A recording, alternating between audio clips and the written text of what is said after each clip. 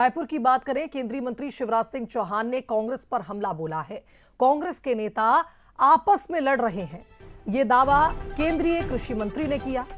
उनका कहना है कि पहले काका और बाबा लड़ते थे, अब प्रदेश अध्यक्ष और पूर्व सीएम लड़ते हैं। कांग्रेस का कार्यकर्ता केवल बीच में पिस रहा है। इस पर पीसीसी चीफ दीपक बैज ने पलटवार किया। उन्होंने कहा कि बृजमोहन चंद्राकर के साथ बीजेपी का क्या बर्ताव है। बीजेपी को किसानों की नहीं, कांग्रेस की चिंता करनी है। तो पीसीसी चीफ दीपक बैज ने जो पलटवार किया है, उसमें अब उन्होंने बृजमोहन अग्रवाल और अजय चंद्राकर को हाईलाइट करके बीजेपी से ही सवाल किए।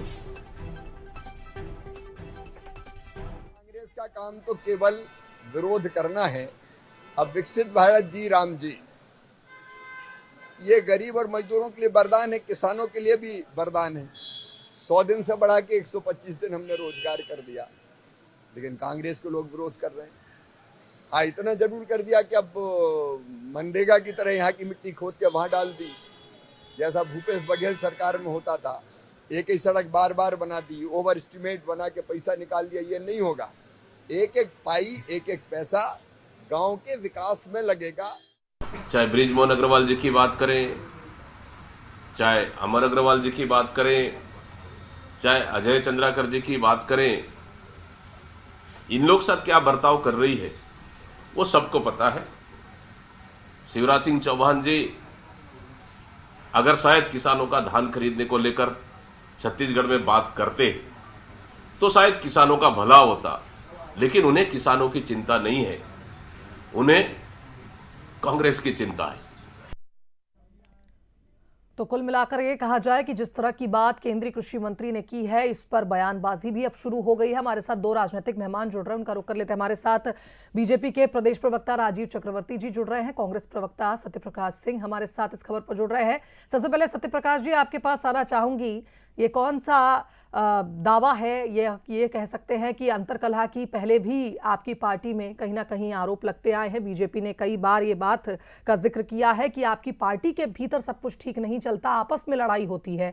अब केंद्रीय कृषि मंत्री के इस बयान को आप किस तरह से देखते हैं?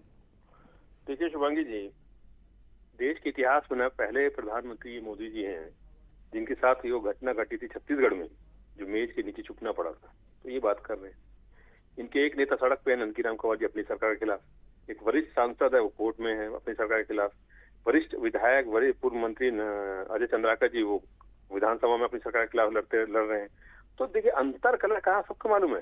दरअसल बात क्या है, 2 साल के अंदर हम बात करें तो इस छत्तीसगढ़ में धान खरीदी नहीं हो रही है, दुष्कर्म की घटनाएं बढ़ रही है, बलात्कार, चोरी की डकैती की घटनाएं बढ़ रही है, तस्कर गैंग बाहर से आ रहे हैं, ड्रग्स सप्लाई हो रहा है। तो इस पे जिस तरह से कांग्रेस विपक्ष के नाते मजबूती से लड़ रही है ना, तमाम हमारे वरिष्ठ नेता कार्यकर्ता जो मजबूती से लड़ रहे हैं, तो उनको मालूम है कि कहीं ना कहीं इस तरह की बातें बस फैला के मीडिया के माध्यम से जनता के बीच में जाके कांग्रेस से कहीं ना कहीं इस तरह की बातें करके जो मुद्दे है उसको भटकाया जाए। मगर जनता सब देख रही है कि 2 साल में जिस तरह से किसानों के साथ धोखा हुआ है, तो शिवराज सिंह चौहान जी यहाँ पे आए तो उसकी बात होनी चाहिए ना कि क्यों नहीं धान बिका। आपने जो टारगेट बनाया वो अभी तक नहीं पूरा हुआ, अब क्या होगा, अब तो दिन खत्म हो गया। तो उस घटना जो बढ़ रही है वो क्यों हो रही है? तो इस तरह की चीजें सिर्फ उसे बरगलाने के लिए, मगर जनता जानती है कि इनके अंदर कितनी गुटबाजी है। उस गुटबाजी की वजह से ही ये सरकार जो 2 साल के अंदर अलोकप्रिय हो चुकी है। और पर्ची वाले अगर मुख्यमंत्री रहेंगे, सबको मालूम है कि सिर्फ 2 लोग हैं, वो पूरे बीजेपी को चलाती है, पूरे देश में चलाती है, प्रदेश छोड़ दिए पूरे देश सिर्फ 2 लोग चलाते हैं, वो भी सबने देखा है।